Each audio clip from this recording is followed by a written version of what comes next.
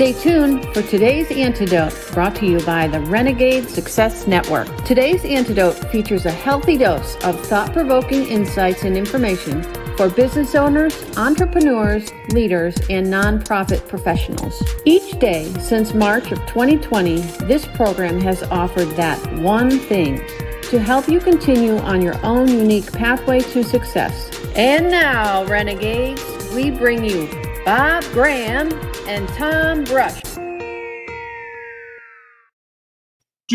Happy Monday, Tom. How are you? Doing very well, thanks. How are you today? I'm doing well. I could complain, but it wouldn't do any good. And I'm actually multitasking right now. I'm trying to figure out what today's day is. I remember looking yesterday, and I can't remember it. It's driving me crazy. All right. Well, while you look, I'll welcome everyone. Welcome to today's Antidote, everyone. Our daily broadcast, where Bob and I try to have a conversation around a topic. And at the end, we will provide you with an antidote, one thing that will help you move forward. You may use it today. You may not use it until further down the road, but it is there to change and impact what's real for you so that you can help find ways to take your next step along your own unique pathway to success. And what we also know is that your comments and thoughts about the topic we're discussing are valuable and make a difference for others and for us as we go through the show. So please feel free to share them. And at the end, if you have one thing that you'd like to share, please feel free to share it, because it might be that one thing that someone else needs. It's that antidote that someone who is listening needs today. So don't hold back. Feel free to share it. So now that we've properly welcomed everyone, are we ready to share what today I'm ready. I even have audio-visual aids for this one. Oh, boy. Okay, let's hear it. It's National Book Lovers Day, and I got 2 books that you can buy. That's right.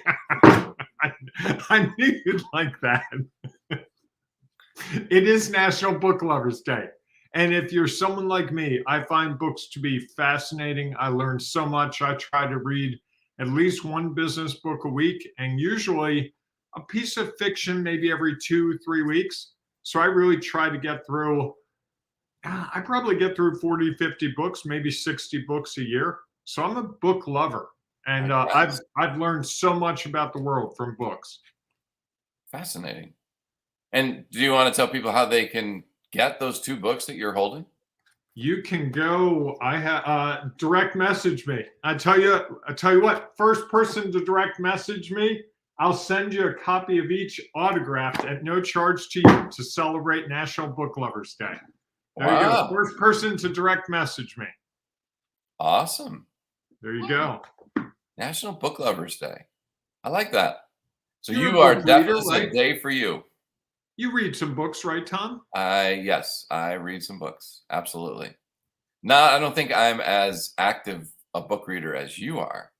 That sounds very aggressive. So I'm not quite at that point yet.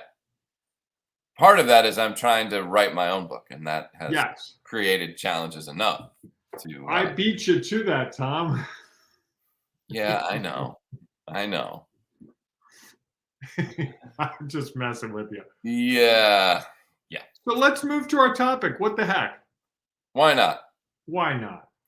So all month, we're really talking about rekindling relationships, which is a great thing to do, whether you're going to the beach and those people who always rent the house next to you on the same week, you haven't seen them in maybe 2 years.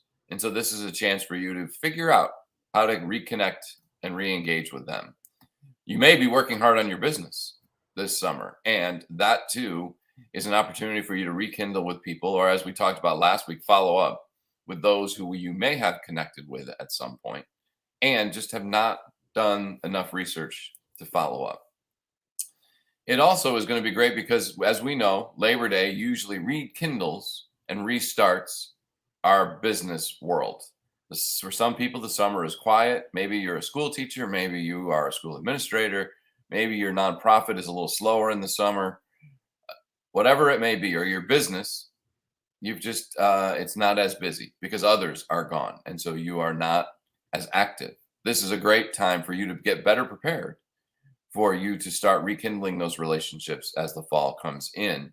And we know that things have been a little bit different the last 18 months. I guess that's a good way to put it. And so that the What are opportunity. you talking about, Tom? Well, I don't know. I kind of been living under a rock for 18 months, so Okay. I'm not 100% sure what's going on. I just Haven't we all? Yeah, pretty much. Our own rock, that's for sure. Yes. So there are also more and more in-person networking opportunities happening. And so the chance to be together in person with people, as I was fortunate enough to be in connection in person with my whole family this past weekend, which was great. And so I think that this is a great time to have a conversation about it. So yesterday we talked a lot about, last week we talked a lot about follow-up. And I think one of the things that came out of that is that many of us, myself included, are not as strong at follow-up. And I think what happens is there's a fear of follow-up for a whole host of different reasons that I'm sure each and every one of us have seen this, been slowed down by these fears. And so we thought that it'd be great this week to talk a little bit about follow-up fears. And so today we're going to talk a little bit about what it is. Let's get right down to the heart of the fears of follow-up. So would you like to share some thoughts, Bob? I would love to, Tom. Fear of follow-up is really just your brain playing tricks with you. I know my brain plays tricks with me all the time. Does that mean the show's over? We got the whole wrap up in one, boom, 6 minutes into the week and we're done? Did I ruin the whole week? Maybe that's just a precursor. You're giving people a little heads up. Well, yeah, and I hope that people think through that, because I've spent a lot of time thinking about that whole idea of what my brain is telling me. And fear of follow-up is my brain telling me that I'm not worthy of someone's attention, of someone's time, of someone's money. And I'm not sure that's altogether true. That's a decision for that person to make, not me. But I often make that decision by, if I call them too soon, they'll be upset. Oh, I waited too long to call them, it's too late. Oh, they have school-age kids are probably on vacation this week. I mean, my brain, and I'm sure I'm not alone, I'm sure anyone listening to this is probably going, yeah, your brain. My brain tells me this. I've even, it would be noontime, like, well, I can't call them now, it's lunch hour. Like, okay, right. As if they couldn't not answer the phone if they chose. If you're in the middle of eating your burger, you don't have to take my call. But my brain would say, oh, I don't want to interrupt them during lunch, or they might be getting gas at the gas station, or they could be at a doctor's appointment. I mean, I can run the whole list. I can come up with enough excuses to get through the whole day without calling a person back. Maybe even a month. Really? And I don't think I'm alone. No, I think that's part of it. I mean, I think Tim talks about it. He has a comment up here that at least part of it is about fear of rejection. Oh. You hit the button as I did. My bad. Right. I thought I was a technology person. Yes, sorry. I'm back. You can read it if you'd like. At least part of this resides in the fear of rejection. People think that follow-up should always produce business. Thanks, Tim, for capitalizing. I always like the emphasis words. But follow-up is more about maintaining a relationship that will then result in business rather than getting business as a direct result of the follow-up. Let me read that again, because that's really important. The follow-up is more about maintaining a relationship than it is about the results from that actual follow-up. And I think that's a really important distinction. Well, it's a key thing about what results are we truly looking for. I think I wrote a piece about this that I know was in with a group of institutional management leaders about what results are we truly looking for, and are they the results that are going to be most effective for us? The result that we may want is maybe too much. It's too far. We're looking too far down, and because we're, the result needs to be a sale. That's the thought. And when that doesn't happen, now we get frustrated, and it becomes a whole lot easier to be like, well, why didn't this happen? And the reason might be, well, somebody's excuse or their reasoning for why they didn't do it was, or why they didn't answer was they were away. They were at lunch. They were on vacation. They weren't ready at the moment. And so that, I think, just continues to lead us. If that's our experience, and we don't, as Tim say, we don't want to be rejected, becomes a whole lot easier to come up for reasons why we shouldn't take the action.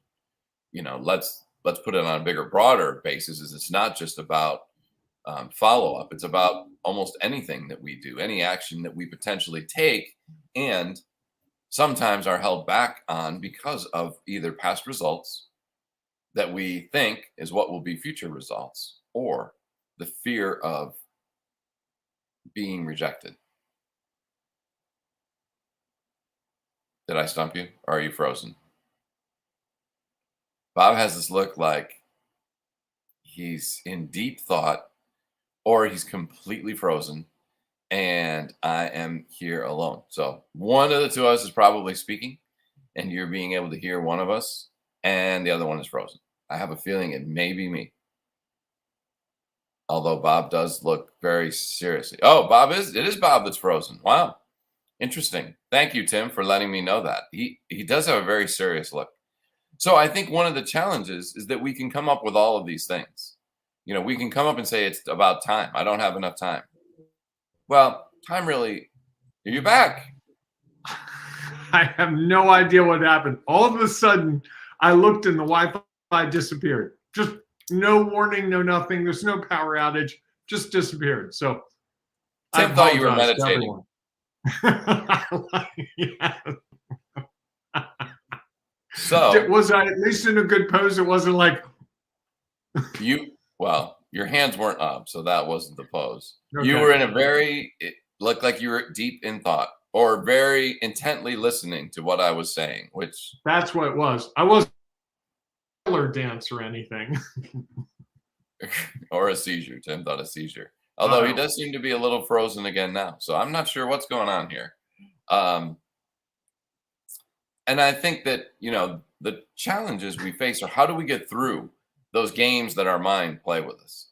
And I think that probably is one of the biggest challenges that we have in business, maybe even in life, is how do we break through the thoughts that run through our head that really limit the opportunities we have, or the things that we should do?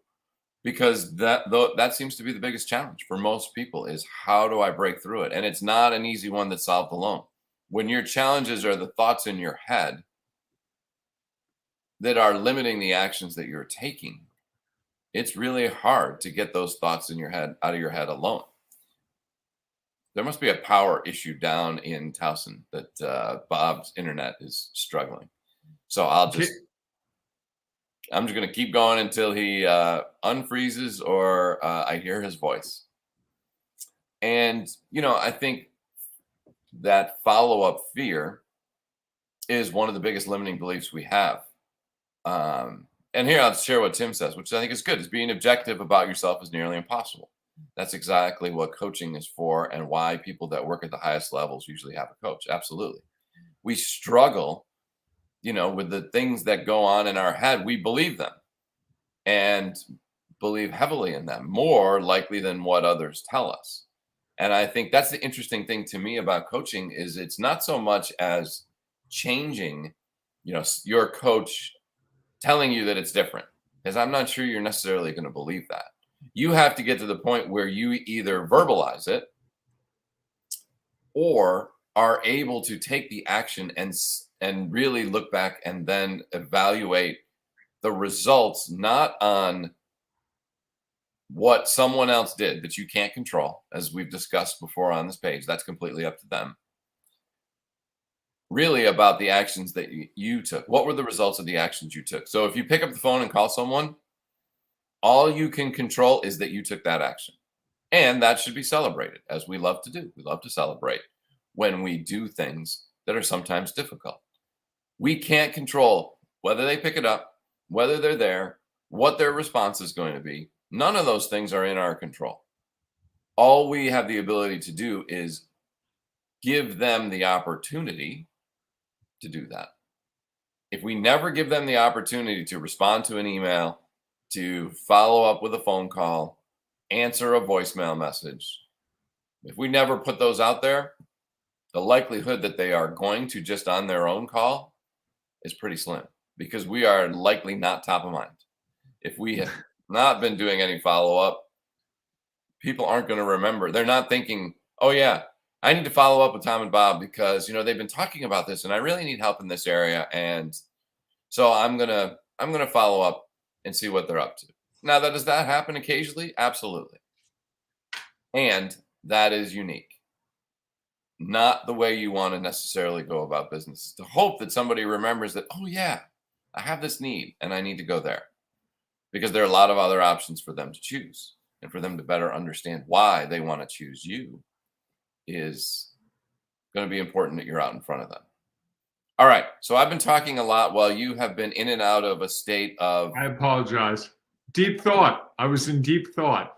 So now that Pondering you've every had word. this deep thought, what would you like to share as an outcome of that deep thought?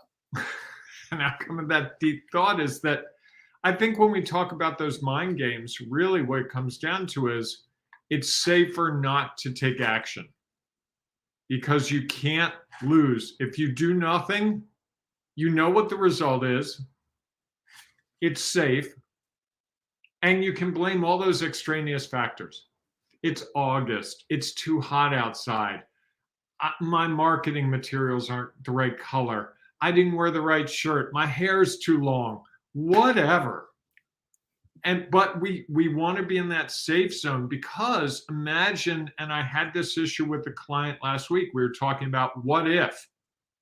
And what if you were successful at getting some of this business? And their reaction was, oh my God, I don't know what I'd do in that case. And I said to him, before I could catch myself, I said, let that be your problem. And they're like, what? And I said, that's a great problem to have. Sure. We'll figure it out together. We'll solve that riddle when it comes. But the person, and I've done this myself, it's like, it's just easier to live where I am right now. I know the rules. Today, Tom, I know the rules of my existence. I know my business. I know what the taxes look like. I know all those things about my business in a way that if my business doubled this week, I would struggle. And so rather than deal with that as it comes and deal with those new problems, which we're going to deal with anyway, my mind and everyone else's mind is saying, hey, keep it safe. Don't push any buttons here. And follow-up calls are one of those buttons that you can push because we know statistically the odds are greater that you're going to get more business from someone you follow up with than someone who's never met you. Yes. So it's just a crazy mind game. And when you really start to think it through and really start to hear yourself and what you're saying to yourself, it's fascinating. So it's interesting to me, as you were saying that, is it a fear of failure or rejection? Let's say that rather than failure. Fear of rejection or a fear of success? For me, it's a fear of success. I'm fully aware that scares the heck out of me. Even saying that just now scares me. Maybe you need to do a laser solution session to figure out why you're. Isn't that what this program is? Typically, yeah. You've sort of shied away from that for a while, so maybe it's time for us to get back on the. All right, Bob, let's put you on the spot. Tell you what, why don't we do that tomorrow, Tom? Okay, that'd be a great topic. Fear of success. I'd be happy to go through that with you because I think it might be useful for people, and I think I might get something out of it too. I would hope we didn't go through the whole thing and you're like, yeah, that wasn't very valuable. So Bob, what's your, you were going to ask me. Go ahead. Tom, what's your one thing? I think when we talk about follow-up fears, I think it goes back to me. It was funny because I hadn't thought about this initially, but a lot of it goes back to that we can't control the result. All we can control is the result of the actions that we take, and we can evaluate those actions. Did I call at the right time? Okay, but at least I made the call and I'm celebrating that. And I think so often we want to control everything. We want to control that if I make this call, Somebody's going to answer and they're going to buy from me, let's say. And when any of those two things that we have no control of don't happen, we start to turn to those negative thoughts like, well, follow-up doesn't work. Maybe it was the wrong time. I'm not really good at this. I don't know what to say. I don't know when to call. All those beliefs that we think about fall in. When in reality, of those three actions, making the call, someone answering, and how they respond, we only control one of them. And if we can really start to focus on the one that we control, not on the ones that we can't control, maybe it will become easier to overcome some of those fears. I like that, Tom. That's really good. I just want to put like a little exclamation mark on it and add nothing else to it, because I think you said it really well. It's about what we do have control of, which is taking the action. We can't control the result. We can only control how we look at that action, how we take that action. Do we call the person and go, I don't want to bother you. I know it's Monday and you're probably too busy, but I had to make a follow-up call today. Or is it, hey, it's Bob. How you doing this Monday? Happy Monday to you. Did you have a great weekend? Oh, wow, that's awesome. We have control over that. And I've heard both those types of calls directed at me. You can tell the person who's reluctant to make the follow-up call.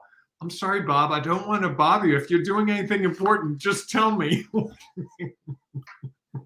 Well, it is funny we say that, when people call, it's like, I hate to bother you, but, is this a good time? And sometimes I want to say, well, I appreciate that you asked. And if it wasn't a good time, I probably wouldn't have picked up the phone. I mean, I will tell you, Tom, I've had cases where I've said, hey, is this a good time? And the person's like, I'm really sorry, but I'm distracted today because my mother's undergoing surgery and I'm really waiting for the doctor's office call with the results. I'm like, not a business time. Right. I'll say a prayer for you, give you a couple days and get back to you. Or I've also, at this time of year, you get people who are on vacation and answer the phone. Right. And you can hear the beach and you can hear, all kinds. Do you really want to be doing this now? Because if not, and sometimes they're like, yeah, I'm kind of bored sitting here. The kids are in the water. My husband's reading a book. Which is great. I mean, it's their choice. Correct. And I think that's the important thing to remember. It's not, we can choose to call. They have the next two choices. Do they answer and what are their responses? Yeah. We can't control that. I like that. That's great. Excellent. All right. Well, if you have thoughts about follow-up fears and what you believe it is or what it is to you, please feel free to share them in the comments. And if you have one thing, what's your antidote? You have a great one that somebody's going to benefit from, or you just have one that you think, I'm not really sure what the result is going to be if I put this out there. Don't worry about that. Worry about the action. Take the action and just share it, because we never know who is going to find value in what we share. And we will never know if we don't put it out there. And if we don't put it out there and someone is desperately looking for it, well, that's on us. And while this may sound harsh, that's being selfish. You're not sharing the gifts that you have been given, that you have to give with others. So please feel free to share your antidote in our comments today. You can also share them inside the Ring of Renegades Facebook group. It's our growing community of business leaders, entrepreneurs, nonprofit professionals, people who are looking to take their next step, who don't want to be a part of the large norm, who are looking to step outside of the status quo and away from that constant echo chamber of people just repeating the same thought over and over again. If you'd like to do that, it's easy to do.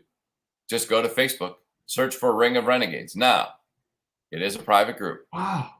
Fascinating. So why is it a private group, Tom? Well, it's private because we want to create a space where people feel comfortable sharing this kind of information, sharing some of these fears that they have, sharing some of the limiting beliefs that they have, and they're not going to be judged. People are going to try to find ways to help them.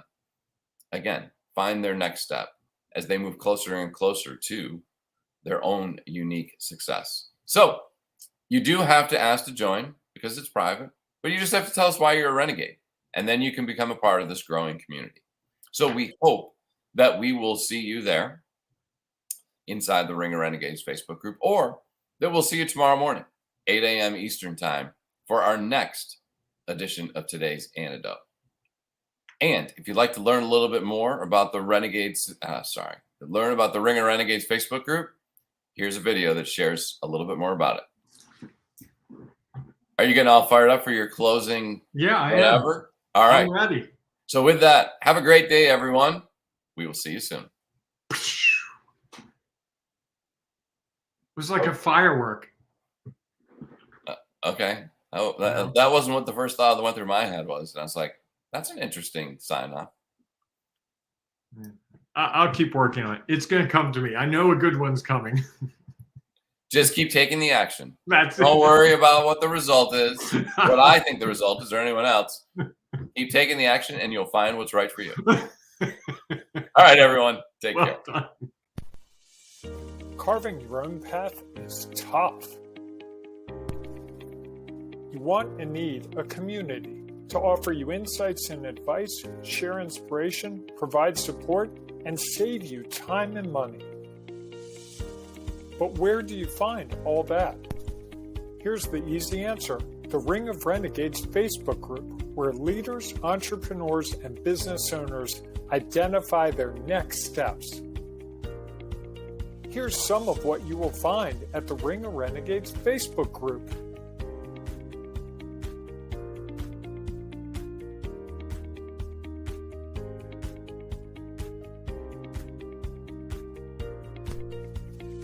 Just go to ringofrenegades.com and join today. Find and accomplish those next steps.